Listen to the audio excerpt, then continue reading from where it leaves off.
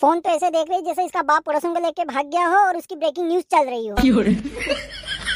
जब पैदा करने वाली की आंखें ही मोबाइल से नहीं हट रहे तो बच्चों को क्या समझाए, बच्चों को क्या कहे। अरे मुझे तो बच्चों का भविष्य अब खतरे में दिख रहा है और ऐसा ही चलता रहा तो देश का भविष्य भी खतरे में चला जाएगा। क्या सोच है रे तेरी, मानना पड़ेगा। ओ देश के चौधरी, तुम अपने भविष्य की फिक्र करो। अगर आज तुम मुझे मायके नहीं लेके गए तो मैं तुम्हारी किस्मत को, मैं तुम्हारे भविष्य को पाकिस्तान में बदल दूंगी, जहाँ सिर्फ धमाके होंगे। हाँ चलेंगे, मायके भी चलेंगे, तेरे मायके भी चलेंगे। पहले मेरे जीवन के सबसे बड़ी दूसरी गलती को तो आ जाने दो, फिर चलते हैं अपन। दूसरी गलती? कौन सी दूसरी गलती? वही हमारा टिल्लू जो पैदा होके पछता रहा है। अच्छा तो तुम्हें मेरा लड़का टिल्लू, तुम्हें तुम्हारी जिंदगी की सबसे बड़ी दूसरी गलती लगता है। तो आप मुझे ये बताओ कि तुम्हारी सबसे बड़ी पहली गलती क्या है, ये भी बता दो जरा तुम। भावनाओं में बह के ये मैं क्या बोल गया, अगर इसे पहली गलती बता दी तो आज ही जमीन में गाड़ देगी मुझे ये। अरे कुछ नहीं जानू, छोड़ो जानू, अपन मायके चलेंगे ना अभी थोड़ी देर में, आ जाने दो टिल्लू को। अब तुम मायके नहीं सीधा यमलोक जाओगे। फटाफट बताओ तुम्हारी पहली गलती क्या है। अरे जानू, तुम्हें ना ऐसे गुस्से में, प्यार भरे गुस्से में देख के ना 2 लाइन याद आ गई। सुनो क्या मैं तुम्हारी आखिरी ख्वाहिश समझकर मैं ये पूरा करती हूँ। चलो सुनाओ। जीने के लिए एक अरमान ही काफी है, जीने के लिए एक अरमान ही काफी है, दिल की कलम से लिखी एक दास्तान ही काफी है। तुम्हें तीर और तलवार की क्या जरूरत है हसीना, तुम्हें तीर और तलवार की क्या जरूरत है ए हसीना, मेरा कत्ल करने के लिए तुम्हारी जुबान ही काफी है। खत्म। अब मुझे तुम पहली गलती भी बता ही दो तुम्हारी, क्योंकि मुझे अफसोस नहीं हो तुम्हें जिंदा गाड़ने के बाद कि मुझे तुम्हारी पहली गलती भी जान लेनी चाहिए थी। अगर मैंने इसको बता दिया कि इसे शादी करना ही मेरे जीवन की वो सबसे बड़ी गलती है तो मुझे नर्क मिलना पक्का है। या तो ये मुझे मार के अभी नर्क पहुंचा देगी, या अगर मैं गलती से बच गया तो मेरा पूरा जीवन नर्क बना देगी। हे भगवान बचा ले। बताओ, जब भी इनको देखो कुत्ते बिल्ली की तरह लड़ते ही रहते हैं। आओ लाड साहब, तुम्हारी तो बातें हो रही थी, कैसा रहे पेपर बताओ। कागज का था और उसमें पता नहीं क्या ही उलूल जुलूल लिखा हुआ था है? अरे मेरा मतलब है कि पेपर कैसा गया। अरे कहाँ पापा, वो मैडम चुड़ा के लगे, अगर वो जाता तो तब ना बताता कि पेपर कैसे गया। अरे प्रभु परमेश्वर परम पिता, पेपर कैसे रहा, अच्छा या बुरा? अच्छा ही रहा, ये समझ लो तुम। जो मास्टर जी ने पूछा वो हमको नहीं आया और जो हमने लिखा वो मास्टर जी को कहाँ आया। लो सुन लो अपने सपूत की करतूतें। सुन भी रही हूँ और देख भी रही हूँ, तुमसे तो ज्यादा ही होशियार है। पूरा पेपर करके आया है, तुम्हें तो पहली कक्षा से लात मार के भगा दिया गया था, क्योंकि तुम्हें दूसरी कक्षा में जाने में 10 साल लग गए थे और पहली कक्षा भी तुमने नहीं पास करी थी। वो तो भला हो कक्षा के बच्चों और टीचर का, जिन्होंने तुमसे परेशान होकर तुम्हें खुद ही दूसरी कक्षा में पहुंचा दिया था। गजब बेइज्जती है। हाँ बता दे, सब बता दे तू। बस एक यही तो घर में झूठी इज्जत करता है, वो भी ना करे। देख ले कैसे हंस रहा है।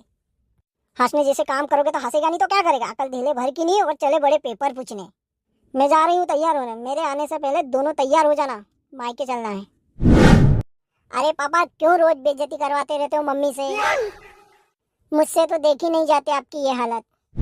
नरक जिंदगी है मेरी, नरक। ये लो, इसका बाप भी मोबाइल में घुसा पड़ा है। पाए लागू ससुर जी। अरे आओ दामाद जी, आओ। कैसे आए? पैरों से आए और कैसे आए? बहुत मजाक है मेरे दामाद जी। जाओ बेटा, मम्मी किचन में जाओ। ठीक है पापा। चलो आओ बेटो, दामाद जी बैठो। घर पे सब खुशल मंगल तो है बेटा? पापा जी आप चाहते हैं कि मैं खुश रहूं तो आप अपनी बेटी को कुछ दिन और रख लो ना। जब मेरी हिम्मत होगी तब मैं वापस लेने आ जाऊंगा। अरे बेटा, अरे बेटा, तुम सिर्फ अपनी खुशी के बारे में सोच रहे हो, हमारी खुशी के बारे में भी सोचो। क्या दिक्कत है बताओ?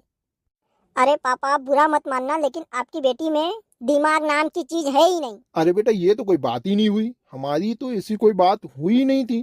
तुमने तो सिर्फ हाथ ही मांगा था। अरे पापा गलती चाहे कितनी बड़ी ही क्यों ना हो, आपकी बेटी गलती मानती ही नहीं। बेटा शुक्र मनाओ कि तुम्हें तो अपना मानती है। इसी बात का तो दुख है। क्या बेटा? नहीं कुछ नहीं, लेकिन पापा जी फेरों के टाइम तो इसने कहा था कि मैं आपकी सारी बात मानूंगी। लो कर लो बात, वो सबके सामने बहस करने थोड़ी ना बैठेगी। फिर के फ्लो में कह दिया होगा उसने। अरे पापा जी, अब मैं आपको क्या कहूँ, आपकी बेटी को रोटी तक गोल बनानी नहीं आती। अरे यार, रोटी गोल नहीं होगी तो मुंह में फीट नहीं होगी। अरे मेरा मतलब है खानी तो तोड़ के ही है ना। आप मेरे ससुर जी नहीं हो, आप मेरे ससुर जी हो ही नहीं सकते। अरे नहीं बेटा, नहीं नहीं नहीं। शादी से पहले आप बिल्कुल ऐसा नहीं थे। अरे नहीं नहीं बेटा, वो क्या है ना, तुम्हें नया नया सदमा लगा है ना।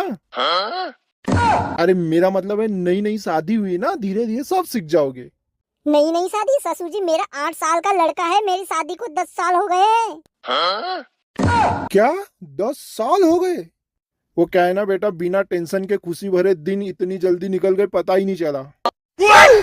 हमको तो ऐसा लगता है मानो कल ही हमने हमारी टेंशन परेशानी को विदा किया हो। आपने मेरे साथ धोखा किया है, मुझसे झूठ बोला है। आपने कहा था कि आपकी बेटी का व्यवहार एकदम गाय जैसा है।